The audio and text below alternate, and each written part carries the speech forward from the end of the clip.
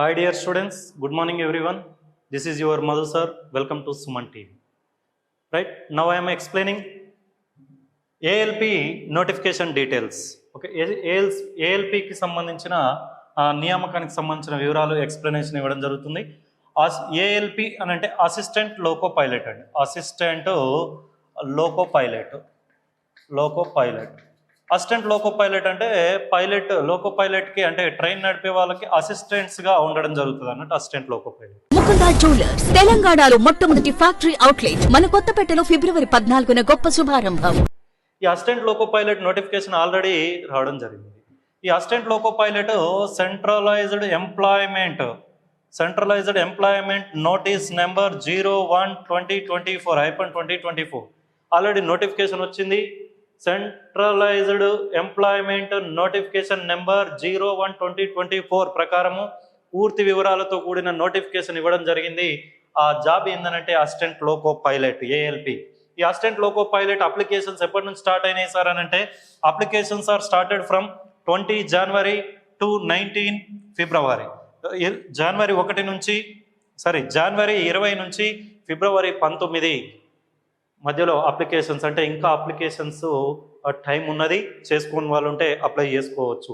Right, ఈ education qualification ఏంది? Assistant loco పైలట్కి apply చేయాలంటే ఎడ్యుకేషన్ క్వాలిఫికేషన్ విద్యార్హతలు ఏమున్నాయంటే ITI చేసి ఉన్నా ఓకే, లేదా డిప్లొమా పాలిటెక్నిక్ చదివినా ఓకే అన్నట్టు. మెకానికల్ స్ట్రీమ్లో కానీ, ఎలక్ట్రికల్ స్ట్రీమ్లో కానీ, ఇంజనీరింగ్ స్ట్రీమ్లో కానీ ఏదైనా స్ట్రీమ్ డిప్లొమాకి సంబంధించిన ITIకి సంబంధించిన ఏ స్ట్రీమ్ అయినా కానీ చదివి ఉంటే వాళ్ళు ALPకి అసిస్టెంట్ లోకో పైలట్కి అప్లై చేసుకోవచ్చు. రైట్, ఏజ్ లిమిట్ ఎంత ఉండాలి సార్? 18 to 30 years మధ్యలో ఉండాలి as per SSC. Okay, SSC అంటే 10th ప్రకారము 18 to 30 years మధ్యలో ఉండాలి. ఇక్కడ ఏజ్ రిలాక్సేషన్ ఏమైనా ఉందా సార్? 30 above ఉన్న వాళ్ళకి ఏమైనా ఏజ్ రిలాక్సేషన్ ఉందా అని అంటే OBC వాళ్ళు అయితే 3 years age relaxation, and SC ST వాళ్ళు అయితే 5 years age relaxation, and ex service mens PWD okay physically with person with disability PWD person with disability వీళ్ళు వచ్చేసి 10 years ఏజ్ రిలాక్సేషన్. అంటే చూడండి, ఎవరైనా OBC వాళ్ళు ఉంటే, BC కేటగిరీ వాళ్ళు ఉంటే 33 years వరకు చేసుకోవచ్చు. అంటే 33 years వరకు ఏజ్ ఉన్న వాళ్ళు ఎవరైనా అప్లై చేసుకోవచ్చు. అదే SC ST వాళ్ళు అయితే 35 అన్నట్టే. ఆల్రెడీ 30 జనరల్లో మళ్ళీ ప్లస్ ఏజ్ రిలాక్సేషన్ మనకు SC ST వాళ్ళు అయితే 5 years ఇచ్చినట్టు 35 years బిలో ఉన్న వాళ్ళు అప్లై చేసుకోవచ్చు. నెక్స్ట్ పర్సన్ విత్ డిజబిలిటీ, ఎవరైతే PH ఫిజికల్లీ డిజబుల్డ్ పర్సన్స్ ఉంటారో వాళ్ళు 40 years బిలో వరకు ఉన్న వాళ్ళు అప్లై చేసుకోవచ్చు. ఈ ఏజ్ ఉండాలా, ఈ క్వాలిఫికేషన్ ఉండాలి. ITIR డిప్లొమా ఉంటే వాళ్ళు అప్లై చేసుకోవచ్చు అన్నట్టు. ఇంకా మనకు టైం ఉంది, ఫిబ్రవరి 19 వరకు టైం ఉంది కాబట్టి చూడండి. నెక్స్ట్ ఓకే, ఎవరైనా ఈ ఏజ్ మధ్యలో ఉండి ఈ క్వాలిఫికేషన్ ఉన్న వాళ్ళు ఎలిజిబుల్. రైట్, ఇప్పుడు మనం రెడీ కావాలి దేనికి? అప్లికేషన్ చేయడానికి రెడీగా ఉండాలి, అప్లై చేయడానికి రెడీగా ఉండాలి. అప్లై చేయాలంటే ఎగ్జామ్ ఫీజు ఎంత ఉండాలి? ఎగ్జామ్ ఫీజు ఎంత ఉండాలంటే జనరల్ వాళ్ళు అయితే జనరల్ కోటా అంటే ఎటువంటి రిజర్వేషన్ కానీ ఎటువంటి ఎగ్జామ్షన్స్ కానీ లేని వాళ్ళు 500 rupees పే చేయాల్సి ఉంటుంది. మళ్ళీ ఈ అమౌంట్ రీఫండ్ అవుతుంది. Okay, after recruitment it will be refund.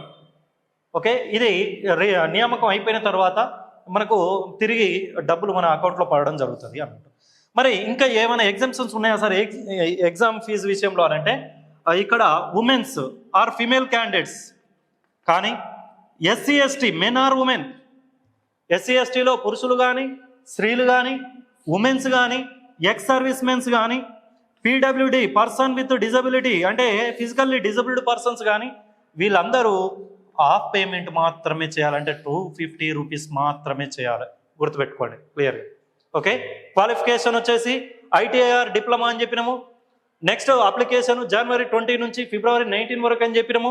ఈ రెండు ఉన్న వాళ్ళు అప్లై చేయడానికి రెడీగా ఉండాలి. అప్లై చేయాలంటే మళ్ళీ డబ్బులు ఎవరు జనరల్ వాళ్ళు అయితే ఎటువంటి రిజర్వేషన్ లేని వాళ్ళు 500 rupees, రిజర్వేషన్ ఉన్న వాళ్ళు అంటే ఎవరెవరు ఉమెన్స్ కానీ SC ST womens or mens ఎవరైనా కానీ and ex service mens and physically disabled persons వీళ్ళందరూ 250 rupees మాత్రమే పే చేయాల్సి ఉంటుంది. మళ్ళీ ఈ అమౌంట్ అంతా మళ్ళీ రీఫండ్ అవుతుంది. మనం అప్లై చేసేటప్పుడు మన అకౌంట్ డీటెయిల్స్ ఇస్తే ఖచ్చితంగా రిక్రూట్మెంట్ అయిపోయిన తర్వాత అమౌంట్ రీఫండ్ కావడం జరుగుతుంది అన్నట్టు. Right sir. అప్లికేషన్ చేసేటప్పుడు మేజర్గా ఏమేమి తీసుకెళ్ళాలి సార్ అని అంటే, మేజర్గా డాక్యుమెంట్స్తో పాటు మెయిల్ ఐడి పర్ఫెక్ట్గా తెలిసిన మెయిల్ ఐడి ఉండాలి, అండ్ ఫోన్ నెంబర్ కూడా పర్ఫెక్ట్గా ఉండాలి. ఎందుకంటే మనకు కాల్ లెటర్ కానీ ఏమైనా ఇన్ఫర్మేషన్ ఉంటే మెయిల్కి కానీ ఫోన్ నెంబర్ కానీ రావడం జరుగుతుంది. ఒకసారి మనం రిజిస్ట్రేషన్ అయ్యేటప్పుడు మెయిల్ అండ్ ఫోన్ నెంబర్ తోటే రిజిస్ట్రేషన్ కావాల్సి ఉంటుంది. ఒకసారి ఏమైనా నువ్వు రాంగ్ ఇన్ఫర్మేషన్ మెయిల్ ఐడి కానీ ఫోన్ నెంబర్ కానీ ఏమైనా తెలియని పెట్టినావు అంటే మళ్ళీ దాన్ని రీకరెక్షన్ చేయడానికి అవకాశం లేదు. అంటే మళ్ళీ నేను నెంబరు ఇది వాడట్లేను సార్, మళ్ళీ ఎంటర్ చేసుకోవచ్చా, కరెక్షన్ చేసుకోవచ్చా అంటే ఉండదు. కాబట్టి మెయిల్ ఐడి ఫోన్ నెంబర్ మాత్రం జాగ్రత్తగా మీరు ఏదైతే రెగ్యులర్గా ఇంకా 2 years వరకు, అంటే చెప్పలేం 1 yearలో కంప్లీట్ కావచ్చు రిక్రూట్మెంట్, 2 years వరకు మ్యాక్సిమం వాడగలిగేవి ఉండాలి మెయిల్ ఐడి ఫోన్ నెంబర్. ఒకవేళ అంతకేమైనా ప్రాబ్లం వస్తే కరెక్షన్ ఉంటుందా సార్ అంటే అట్లా కూడా ఆప్షన్ ఉంటుంది. ఎప్పుడు ఉంటుంది సార్ అని అంటే, మనకు అప్లికేషన్ 20 నుంచి February 19 వరకు ఉంది కదా, ఇక్కడ February 19కి అప్లికేషన్స్ క్లోజ్ అవుతున్నాయి. ఏది అసిస్టెంట్ లోకో పైలట్ సంబంధించి 19 క్లోజ్ అయిన తర్వాత 20 డేట్ నుంచి 29 వరకు మోడిఫికేషన్ టైం, అంటే ఏమైనా వివరాలను నువ్వు ఏమైనా రాంగ్ ఇన్ఫర్మేషన్ ఇస్తే దాన్ని ఎడిట్ చేసుకోవడానికి అవకాశం ఉంది. ఎప్పుడు February 20 నుంచి February 29 మధ్యలో. అదేంది, నువ్వు అప్లికేషన్ ఫామ్లో ఏమైనా డీటెయిల్స్ రాంగ్ ఇన్ఫర్మేషన్ ఇస్తే కరెక్షన్ చేసుకోవడానికి, కానీ ముందు రిజిస్ట్రేషన్ చేసుకుంటాం మెయిల్ ఐడి ఫోన్ నెంబర్ తోటి. ఇదేమైనా కరెక్షన్ చేసుకోవచ్చా సార్ అని అంటే ఇది కూడా కరెక్షన్ చేసుకోవచ్చు, but you again pay 250 rupees. ఎంత పే చేయాలని అంటే 250 రూపాయలు పే చేయాలి ఫర్ మోడిఫికేషన్. ఓకే, ఏమైనా డీటెయిల్స్ అంటే for modification of male and phone number. Okay, ఇవి వివరాలను మార్చడానికి 250 రూపీస్ పే చేయాల్సి ఉంటుంది. ఇవి రీఫండ్ కావు, గుర్తుపెట్టుకోండి. మళ్ళీ నీకు ఇవి రావు. కాబట్టి ఆ 250 రూపీస్ పోతాయి. మళ్ళీ 20 నుంచి 29 మధ్యలో నువ్వు వెయిట్ చేయాలి. ఇదంతా ఎందుకు రిస్క్? అప్లై చేసేటప్పుడే చాలా జాగ్రత్తగా చేస్తే బాగుంటుంది అన్నట్టు. రైట్, అప్లై చేసేసినావు, రెడీగా ఉన్నావు. ఇక నెక్స్ట్ అప్లై చేసినావు కాబట్టి ఇంకేం చేయాలి? ప్రిపేర్ కావాలి అని అంటే సెలక్షన్ ప్రొసీజర్ ఎట్లుంటుందో తెలవాలి. ఏ స్టెప్ తర్వాత ఏ స్టెప్ వస్తుంది అనేది. దానికంటే ముందు అసలు ఎన్ని వేకెన్సీస్ ఉన్నాయి, మనకి వల్ల ఎంతవరకు అవుతుంది అనేది కూడా చూడాలి. వేకెన్సీస్ చూడండి, నెంబర్ ఆఫ్ వేకెన్సీస్ 5696, 5696 వేకెన్సీస్ ఉన్నాయి. ఇందులో సికింద్రాబాద్ జోన్లో 758, 758 పోస్టులు ఉన్నాయి సికింద్రాబాద్ జోన్లో. మళ్ళీ మనకు మొత్తం దాదాపు 20+ జోన్స్ ఇచ్చిండు అక్కడ. ఏది రైల్వే జోన్స్. ఆ రైల్వే జోన్స్ మనం ప్రిఫరెన్స్ ఆర్డర్ కూడా ఇవ్వాల్సి ఉంటుంది, సెంటర్స్ కూడా ఆర్డర్ ఇవ్వాల్సి ఉంటుంది. కాబట్టి సెంటర్స్ అంటే మనకు నియరర్ ప్లేసెస్ ఏమి ఉంటాయో అవి ఇచ్చేయచ్చు. బట్ జోన్స్ ఏ జోన్ పెట్టుకోవాలి సార్? ఫస్ట్ ప్రిఫరెన్స్ ఏ జోన్ పెట్టుకోవాలి? కట్ ఆఫ్ ఎంత ఉండవచ్చు సార్? ఇట్లా చాలామంది చాలా చెప్తా ఉంటారు. ఎటువంటి మీరు నమ్మాల్సిన పని లేదు. చేయాల్సింది ఒకటే ఏంటంటే పోస్టులు ఎక్కువగా ఎక్కడ ఉంటే అక్కడ ప్రిఫర్ చేసుకోండి. మరి నువ్వు అక్కడ వర్క్ చేయాల్సి ఉంటుంది. ఫర్ ఎగ్జాంపుల్ కోల్కతాలో జోన్లో ఎక్కువగా ఉన్నాయి, రైట్, నువ్వు కోల్కతా జోన్ పెట్టావు, కట్ ఆఫ్ రేపు తగ్గుతుంది, జాబ్ వస్తుంది, ఓకే, నో ప్రాబ్లం. బట్ నువ్వు వర్క్ అక్కడనే చేయాల్సి ఉంటుంది అన్నట్టు. లేదు సార్ నాకు జాబులు తక్కువ ఉన్నా ఏదున్నా నాకు నియరెస్ట్ జోన్లోనే చేయాలి అని అనుకుంటే సికింద్రాబాద్ జోన్ మనకు నియరర్గా ఉంది కాబట్టి సికింద్రాబాద్ జోన్ ఫస్ట్ ప్రిఫరెన్స్ ఇవ్వాల్సి ఉంటుంది అన్నట్టు. అది నీ మీద డిపెండ్ అయి ఉంటుంది కానీ ఒకరు చెప్తే కాదు. రైట్, ఇక కట్ ఆఫ్ కూడా ఒక్కొక్కరు కట్ ఆఫ్ చెప్తా ఉంటారు. 2018 కట్ ఆఫ్ అది అని. కామన్ కట్ ఆఫ్ అప్పుడున్న సిచ్యువేషన్స్ ఇప్పుడు ఉండవు. అప్పుడున్న job number of post vacancies ఇప్పుడున్న నెంబర్ ఆఫ్ వేకెన్సీస్ డిఫరెంట్. అప్పుడున్న కాంపిటీషన్ వేరు, ఇప్పుడున్న కాంపిటీషన్ వేరు, ఎవ్రీథింగ్ డిఫరెంట్. కాబట్టి లాస్ట్ టైంని కంపేర్ చేస్తూ చదవద్దు. ఏదైనా కానీ కామన్గా 55 to 65% మధ్యలో ఉంటుంది cut off. 55 to 65. For example 100 questions ఉన్నాయి అనుకోండి. Tier 1 ALP ఎగ్జామ్ రాస్తున్నావు, ఫస్ట్ CBT క్వాలిఫై కావాలంటే అప్లికేషన్లో ఏమి ఇస్తాడనంటే బీసీ వాళ్ళు 40, జనరల్ వాళ్ళు 40% రావాలి, 35% OBC వాళ్ళు రావాలి, SC ST వాళ్ళు 30% రావాలని ఇస్తాడు. మినిమం క్వాలిఫైడ్ మార్క్స్ అన్నట్టు 40, 35, 30. కానీ ఆ మినిమం క్వాలిఫై వచ్చిన అందరినీ మళ్ళీ నెక్స్ట్ CBT 2కి పంపడండి. అక్కడ ఎన్ని ఉన్నాయి పోస్టులు, ఎన్ని ఉన్నాయి? 5, 6, 9, 6 ఉన్నాయి కదా. ఈ 5, 6, 9, 6కి 15 times మెంబర్స్, అంటే 5696కి పోస్టులకి ఒక్కొక్క పోస్టుకి 15 మందిని సెలెక్ట్ చేస్తాడు. ఓకే, ఇప్పుడు ఫర్ ఎగ్జాంపుల్ చెప్తాను చూడండి. సెలక్షన్ ప్రాసెస్ ఉంది, నియామకం ఎట్లా? First CBT 1 computer based test 1, దీన్ని Tier 1 అని కూడా అనొచ్చు, స్టేజ్ 1 అని కూడా అనొచ్చు.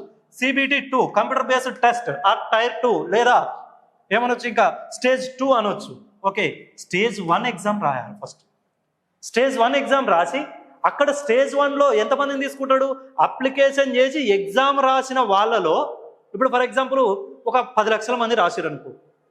10 లక్షల మందిలో 10 లక్షల మంది 40% ప్లస్ ఉంటే 10 లక్షల మందిని CBT 2కి పంపడు. CBT 2కి పంపాలి అని అంటే ఎంతమందిని పంపుతాడంటే హైయెస్ట్ నుంచి కిందికి వస్తూ ఉంటాడు అన్నట్టు. అక్కడ ఎక్కడ కట్ ఆఫ్ దొరికితే అక్కడనే కట్ చేస్తాడు. ఎంతమందిని అని అంటే CBTలో ఉన్న జాబ్స్కి 15 టైమ్స్ ఎక్కువ, అంటే 15 ఒక పోస్ట్కి 15 మందిని CBT 2కి పంపుతాడు. అంటే ఫర్ ఎగ్జాంపుల్ 5,000 అనుకో, 5,000 15 అంటే ఎంత అవుతాయండి? కౌంట్ చేయండి ఎన్ని అవుతాయో. 5,000 పోస్టులు అనుకోండి, 5,000 ఇంటూ 15, 15 ఎంత? 75. అంటే అప్రాక్సిమేట్లీ ఒక 80,000 మందిని రిక్రూట్ చేస్తాడు అన్నట్టు, అంటే CBT 2కి పంపుతాడు అన్నట్టు.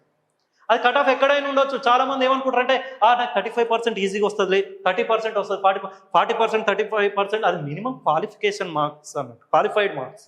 ఓకే, మినిమం క్వాలిఫైడ్ మార్క్స్ కాబట్టి ఎక్కువ రావాల్సి ఉంటుంది. అది కూడా ఎంత? 55 to 65%. ఫైనల్ రిక్రూట్మెంట్లో కూడా 55 to 60% మధ్యలోనే వచ్చి ఉంటే మ్యాక్సిమం ఇక్కడనే కట్ ఆఫ్ ఉంటుంది అన్ని జోన్లలో, గుర్తుపెట్టుకోండి. రైట్, ఇక సెలక్షన్ ప్రొసీజర్ ఇదనమాట.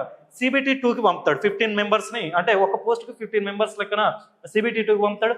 CBT 2 కంప్లీట్ చేసుకున్న వాళ్ళని computer based aptitude test, CBAT computer based aptitude test, ఇది కంప్లీట్ అయిన వాళ్ళని document verification and medical test చేసి మీకు కాల్ లెటర్ ఎందులో వస్తుంది అంటే మెయిల్లో ఆర్ ఫోన్ నెంబర్ ద్వారా కానీ మెసేజ్ రావడం జరుగుతుంది. ఇది దీనికి సంబంధించింది. Right, vacancy CV, CBT 1 selection process, CBT 2 and computer based aptitude test and document verification, medical test. Right, ఇది దీనికి సంబంధించి. CBT 1 ఏముంటాయి సార్? ఎగ్జామ్ ఎట్లా రాయాలి? CBT 1 చూడండి, మ్యాథ్స్ ఉంటుంది చూడండి, మ్యాథ్స్ అండ్ సైన్స్ ఉంటుంది, సైన్స్. నెక్స్ట్ జనరల్ అవేర్నెస్ అంటే GK. నెక్స్ట్ రీజనింగ్, సింపుల్గా చూడండి, మ్యాథ్స్. ఓకే, ఆర్థమెటిక్ క్యాలిక్యులేషన్స్ అనొచ్చు. 20 క్వశ్చన్స్ ఉంటాయి, 20 marks. Each question carries 1 mark. ఒక్కొక్క క్వశ్చన్కి ఒక్కొక్క మార్క్ ఉంటుంది. 20 questions 20 marks. Maths or aptitude. Next science, 20 questions 20 marks and general awareness 10 questions 10 marks and reasoning 25 questions 25 marks. Total how many questions? 75 questions. Total marks 75 marks. Time duration 60 minutes. ఇది మనకి important. చూడండి, 60 minutesలో 75 questions అంటే ఒక్కొక్క క్వశ్చన్కి 45 seconds పడుతుంది. ఇక్కడ ఎంత చదివినాం అనేది ముఖ్యం కాదు, ఎవరైనా కొంత ఆలోచిస్తే చేయగలుగుతారు, బట్ అక్కడ 40 secondsలో నువ్వు ఆన్సర్ చేయగలగాలి.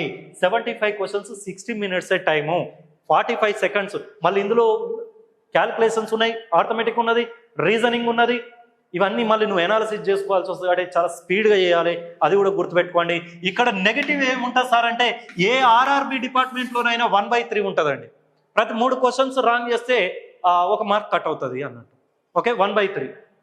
నెక్స్ట్ CBT 2లో పార్ట్ A ఉంటుంది, పార్ట్ B ఉంటుంది. CBT 2లో పార్ట్ A ఉంటుంది, పార్ట్ B ఉంటుంది. CBT 2లో పార్ట్ Aలో 100 క్వశ్చన్స్ ఉంటాయి, అవన్నీ ఇవే క్వశ్చన్స్. మళ్ళీ arithmetic, science, general awareness, reasoning అన్ని కలిపి 100 క్వశ్చన్స్ ఉంటాయి. నెక్స్ట్ పార్ట్ B ఉంటుంది. పార్ట్ Bలో ఏంటంటే రిలవెంట్ ట్రేడ్, అంటే మెకానికల్ అయితే మెకానికల్కి సంబంధించిన క్వశ్చన్స్, ఇంజనీరింగ్ వాళ్ళైతే ఇంజనీరింగ్ సంబంధించిన క్వశ్చన్స్, ఎలక్ట్రికల్ వాళ్ళైతే ఎలక్ట్రికల్కి సంబంధించిన క్వశ్చన్స్, అవి 75 క్వశ్చన్స్ రావడం జరుగుతుంది. అంటే టోటల్గా ఎన్ని క్వశ్చన్స్? 175 questions, 175 marks. ఏది? CBT 2. అక్కడ మార్క్స్ని అంటే CBT 1 మార్క్స్ క్యాల్కులేట్ చేస్తారా సార్ ఫైనల్ రిక్రూట్మెంట్లో అంటే చేయరు. CBT 2 మార్క్స్ మాత్రమే కన్సిడర్ చేస్తారు, ఇది గుర్తుపెట్టుకోండి. నెక్స్ట్ ఆ తర్వాత కంప్యూటర్ బేస్డ్ యాప్టిట్యూడ్ టెస్ట్ ఉంటుంది, ఆ తర్వాత డాక్యుమెంట్ వెరిఫికేషన్ ఉంటుంది. ఇది దీనికి సంబంధించిన ఏది ALPకి సంబంధించిన పూర్తి ఇన్ఫర్మేషన్. ఏమైనా డౌట్ ఉంటే మీరు కామెంట్ సెక్షన్లో కామెంట్ చేయండి, ఖచ్చితంగా మీకు ఏమైనా డౌట్ ఉంటే క్లారిఫై చేయడం జరుగుతుంది. Thank you everyone.